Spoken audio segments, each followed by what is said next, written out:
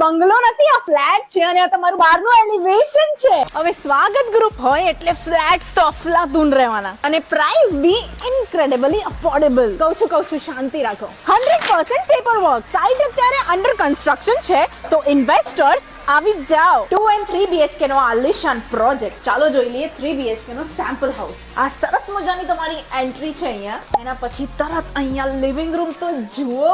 આ બાજુ આવી ગઈ તમારી ગેલેરી. સરસ મજાનો અહીંયા હિંચકો પણ લગાવી શકો છો. લિવિંગ રૂમ પછી તરત આ બાજુ તમારો ડાઇનિંગ સ્પેસ. ડાઇનિંગ સ્પેસ ની સામે કિચન.